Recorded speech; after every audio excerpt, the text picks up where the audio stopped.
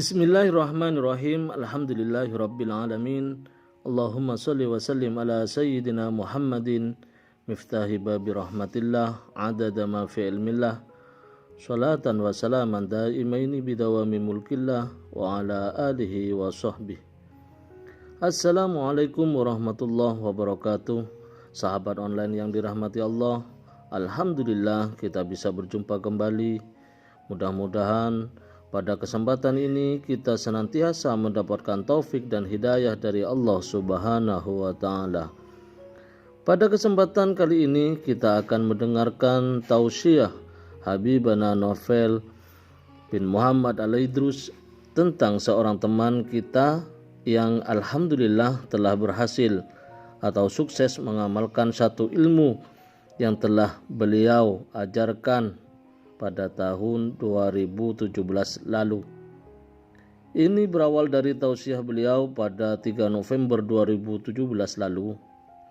Mari kita simak tausiah beliau Habibana Novel bin Muhammad Al-Idrus berikut ini.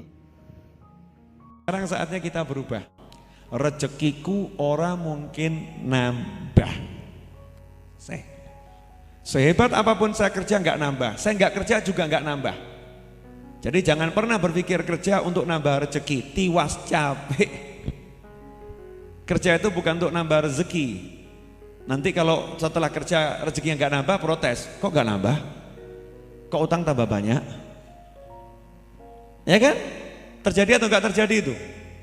Terjadi. Jadi kerja bukan untuk nambah rezeki. Kerja itu untuk takwa, ibadah.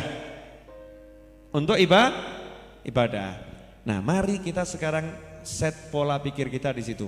Saya bangun pagi ibadah. Saya waktu menjelang siang ibadah. Saya menjelang sore ibadah. Saya malam ibadah. Kalau saya berangkat ke pasar, saya harus berangkat ini untuk ibadah.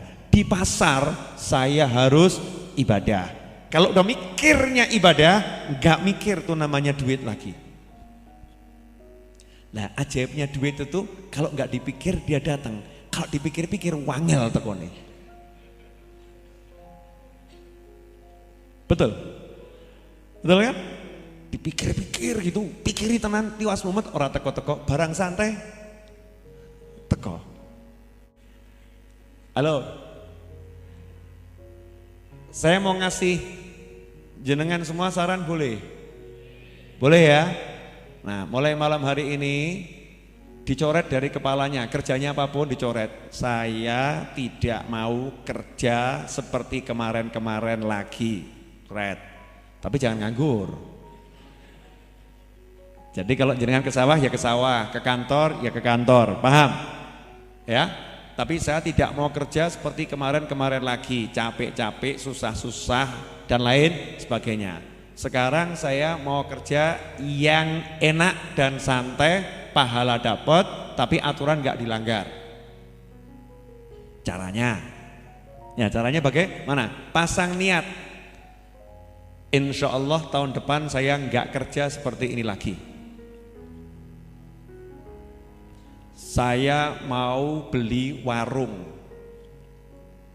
bukan buka warung, beli. Sing dodolan kayak tukunan.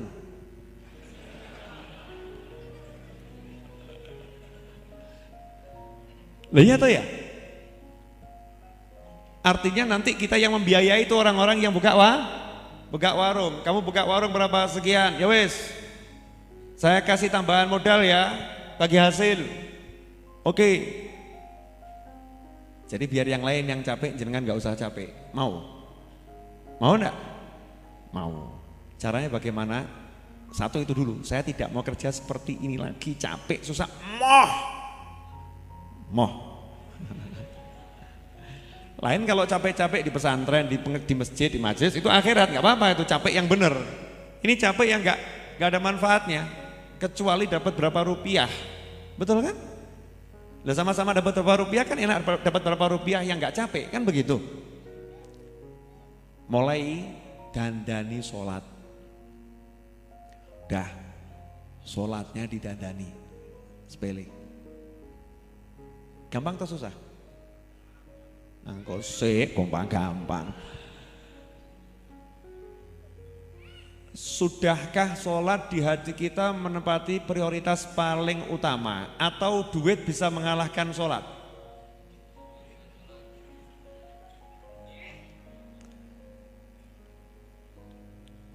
Dandani ya. Jadi nomor satu apa? Sholat. Jadi duit itu udah jangan dicari, coret. Nanti duitnya akan datang sendiri, sholat. Jadi bangun tidur jangan mikir duit, mikirnya apa? Sholat. Berangkat kerja jangan mikir kerjaan, mikirnya nanti sholat duhur saya di mana ya? Sholat asar saya di mana ya? Nanti saya duhur mau jamaah sama siapa ya? Maghrib nanti saya jamaah dengan siapa? Saya mau jamaah di mana ya? Isya nanti saya jamaah dengan siapa? Saya belum dapat jamaah nih. Saya belum dapat jamaah, saya mau jamaah dengan siapa ya? Kemudian duha, sunah-sunahnya, tahajud. Nggak usah kakek, ojo gaya langsung 100 rakaat geblak awakmu.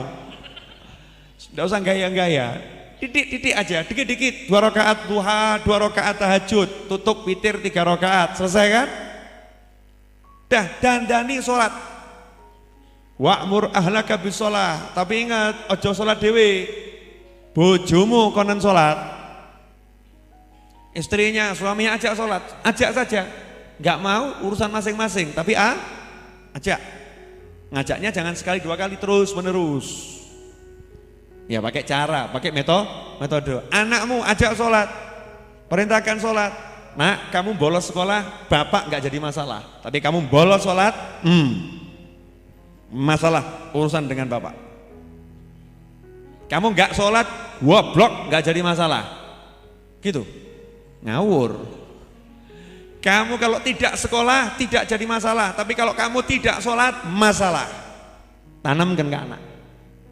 Jadi bapak minta kamu sholat bener, sekolah ya insya Allah bener. Biar anak tuh mikirnya sholat, bukan sekolah.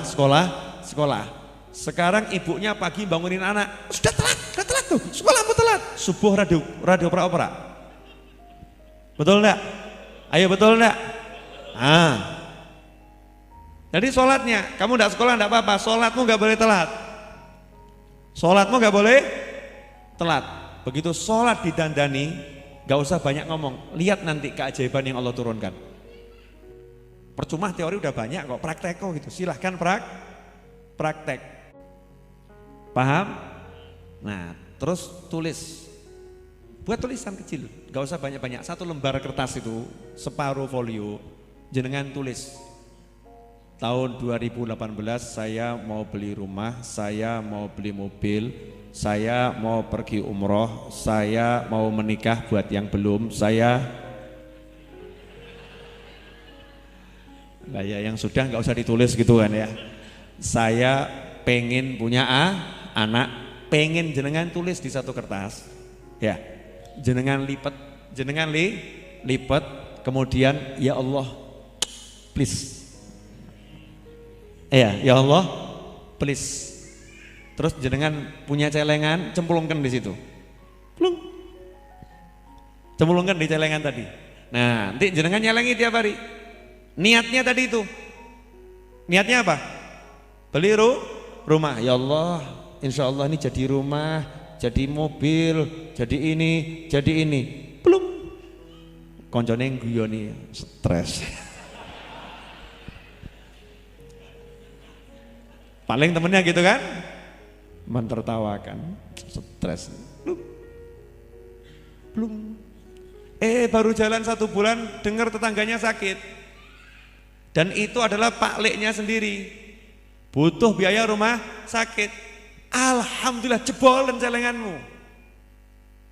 Alhamdulillah. Ya Allah, ini semua mudah-mudahan Pak Lek saya sakitnya hilang dan kertas itu segera terwujudkan. Ya kan? Itu kan langsung naik, krusnya naik. Di sini kan belum manfaat. Kalau udah begitu kan manfaat. Itu kan cuma 2 lembar, besok jadi separuh ini. Oh, saya yakin ilmu itu ilmu rahasia, itu rahasia ilmu para wali di situ. Orang no wedi rono. Takut itu harus dihapus dari orang yang pengen jadi wali. Karena wali itu ciri-cirinya apa? La khaufun alaihim. Mereka nggak punya rasa takut, masa takut miskin, takut melarat, takut kelong, takut, ya surah bakal jadi wali. Syarat wali itu awalnya la khaufun alaihim. Sedih itu di belakang, tapi takut itu di depan. Nggak boleh takut ya, nggak boleh sedih. Itu syarat jadi wali. Jadi kalau masih takut, sedih, takut, sedih, suntak, suntuk, galau, gelisah, resah. Paham maksud saya? Sholatnya dandani, kerja ya kerja, tapi nggak usah capek, nggak usah ngoyo golek duit, nggak usah ngoyo, tunjukkan itu, kerja aja untuk ibadah, waktunya istirahat, waktunya pulang, waktunya makan, waktunya tidur, waktunya kumpul sama keluarga. Jangan mau waktu Anda diambil untuk duit, kehilangan waktu kumpul sama keluarga, kehilangan waktu untuk ibadah, untuk zikir, untuk sholat dan lain sebagainya, ujuk-ujuk mati. Naudzubillah min dzalik. Tidak bisa ditandani itu. Paham? Nah, nanti kalau jenengan sudah dapat rumahnya, sudah dapat mobilnya, jangan lupa jemput Habib Novel, nanti ke sana ngopi bareng kita. Mau? Nah, yang besok belum ngamalkan berarti kebangetan. Ya, kebangetan. Berarti pilih capek. Saya nggak mau capek. Saya belum punya rumah loh. Belum. Nah ini Bib, oh belum, ini bukan rumah ini. Kurang gede. Saya masih punya cita-cita. Insyaallah kalau nanti memang ada beberapa lahan di sekitar sini dijual, insyaallah mau saya beli. Amin. Duitnya di langit. Paling enak tuh duit di langit, nurunkannya cepet. Kalau di sini ngeluarkannya susah. Kalau di langit nurunkannya cepet. Ibu-ibu mau nyontoh punya tabungan begini Bu? Di rumah ada kan galon-galon gak kepake? Ya itu kan asik. Nanti anak pasti ketawa. Oh ibu aneh-aneh. Itu udah menghibur hati orang banyak itu. Hibur hati orang banyak. Udah jelas caranya? Nah yang kedua jangan lupa sholat dandani, perintahkan keluarga termasuk bagian dari itu. Sebelum semua itu parani bapak ibumu ya seneng no. Termasuk itu mertua. Paranono seneng no atine. Mbok dirangkul gitu loh ibu mertuanya. Punya ibu mertua nggak pernah dirangkul. Ibu, paling ibu mertua ngomong, mantuku stres. Seneng nanti diajak ngobrol ya. Kita latihan, saya ngomongin untuk diri saya sendiri. Seneng kan orang tua kita. Kalau orang tua kita udah seneng, ya sholat kita lakoni, jangan kaget nanti jenengan. Kok dadi enak uripku ya? Jadi semeleh, enteng. Jadi yang namanya bisa terbang itu bukan terbang begitu, tapi hatinya ringan. Semeleh. Jadi orang duit ya ora masalah. Biyen ki aku duit akeh ya kemurungsung. Saya kira duit kok iso kenge atiku ya tenang meno ya. Gara-gara apa ya? Apa aku sedan ya? Lu tambah gitu. Tambah mikirnya begitu. Itu berarti hati kita lapang, lapang. Jadi percuma kalau kita ikut pengajian tapi nggak diamalkan gitu loh. Maneman toh? Ya, sekian lama jenengan ngaji sama saya. Tapi kalau nggak niru ilmu saya kan eman-eman toh? Saya ini termasuk orang yang kelihatannya tenang atau bingungan? Tenang. Utangnya banyak atau sedikit? Wakeh pol. Ya. Ini kan tidak untuk dibuka-buka ini. Ini untuk umroh niatnya. Tapi ini dibuka dalam rangka juga untuk umroh, untuk mancing lagi. Kan begitu? Bener kan? Halo. Saya mau nanya, saya jamu tamu-tamunya Raudhah enggak? Jamu. Ngasih roti atau enggak ngasih roti? Ngasih minum atau enggak ngasih minum? Siarkan ini pakai listrik Ada yang dimatikan atau suruh nyala semua? Kecuali yang mati lampunya ya kan, disuruh nyala semua. Apa saya nggak mikir gini? Iki engko pulsane cepet entek loh. Saldo 600.000 itu kurang ono. Nek sesuk entek terus piye? Apa begitu? Enggak. Betul kan? Enak anda hidup begini? Berarti aku rojo apa ora rojo? Rojo kira iso diperintah, isone merentah. Bisanya merentah. Maksud saya ngomong semua ini bukan untuk apa-apa, tiada lain adalah untuk memantapkan hati murid-murid saya ini yang ngaku murid saya. Jangan sampai jenengan hidup ditakut-takuti sama DUIT. Ojo wedi. Wayahe ngantor ya ngantor. Waktunya ke sawah ya ke sawah. Kalau waktunya sholat ya sholato, sawahmu tinggal no. Bos kamu ngelarang kamu, udah jangan ya. Bos, ninggalin Anda itu lebih mudah daripada ninggalin sholat. Keren tuh. Ya, bojomu guanyang. Ya, suami Anda kok ngajak Anda maksiat terus. Ya, kalau ngajak maksiat kan harus ditolak. Mas, mohon maaf saya tidak bisa diajak maksiat. Tidak bisa diajak maksiat. Kehilangan dirimu itu lebih ringan daripada kehilangan Allah Subhanahu wa taala. Tapi aja banter-banter bu krungu begat awamu. Di hati itu di hati jangan diucapkan di lisan, di hati. Kehilangan dia itu ringan, kehilangan Allah itu berat. Jadi laksanakan perintahnya Allah Subhanahu wa taala. Paham? Kalau udah gitu nanti hidupnya enak. Dari video inilah seorang teman kita terinspirasi dan mengamalkannya. Saat itu dirinya sedang dalam masalah besar, hutang miliaran dan naudzubillah min dzalik, berpikir hendak bunuh diri. Lantas apa yang terjadi? Mari kita simak penjelasan Habibana Novel bin Muhammad Al-Idrus tentang teman kita ini yang barusan ini sowan ke dalam beliau. Habis maghrib tadi, saya kan sore ngajar untuk kajian di online Google Meet. Nah, setelah habis maghrib, teman saya itu mau datangnya sebetulnya pas sore, cuman karena terbentur jadwal temennya yang lain yang mau ikut, baru nyampe itu hampir maghrib. Sehingga obrolan berlanjut sampai setelah maghrib sampai isya. Sementara dari pagi saya belum istirahat, nyambung terus ya.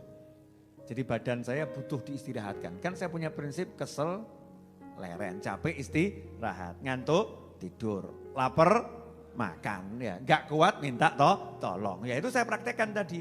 Capek istirahat, lapar makan, ngantuk tidur. Gak kuat minta tolong. Ya gak kuat minta tolong, jangan gaya, kuat-kuatkan, mujahadah, perjuangan di jalan Allah, tekan mimbar ngeblak, syahid ngawur kamu. Itu namanya kamu membawa dirimu pada kehancuran. Bukan begitu ajaran Nabi Muhammad Sallallahu Alaihi Wasallam. Semua ada batasannya, ada batasannya.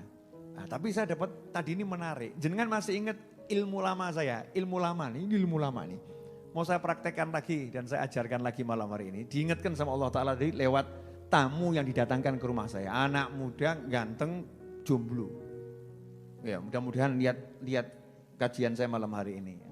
Biar seneng, ya biar senang. Tahun 2019 beliau ngomong tahun 2019 Beb saya stres. Punya hutang 1,5 miliar. Ditagih sana. Ditagih sini, diancam sana, diancam sini. Saya itu stres sampai udah niat bunuh diri. Masya Allah. Tapi alhamdulillah kan gak situ tuh ya. Nyatanya sampai sini kok ya.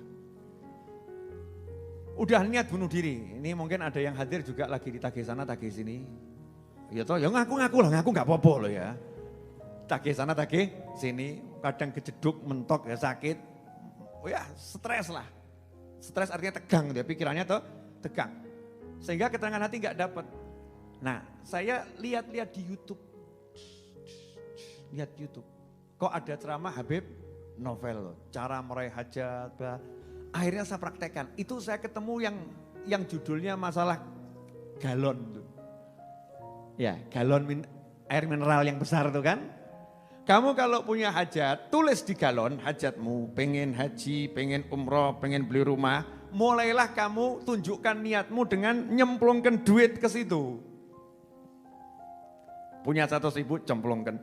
Punya 50.000, cemplungkan. Punya 10.000, cemplungkan. Tiap hari kamu usahakan, pokoknya ya Allah saya niat, saya mau usaha bayar utang saya. Bayar utang saya. Saya punyanya sekian, masukkan. Saya praktekkan, Bib. Jadi dia bukan pakai galon mineral yang gede, tapi dia pakai pakai botol sosis kecil. Ya kecil, botol sosis kecil gitu, bening ya. Terus ditulis sih hajatnya itu ya. Bahkan tanggalnya ditulis September 2019, ya setahun yang lalu. Nomor 1 hutang lunas. Nomor 2 beli mobil mereknya ini, gak enak disebutkan, iklan saya gak dibayar kok. Ya toh ya, beli mobil mereknya ini. Yang ketiga punya tabungan 5 miliar.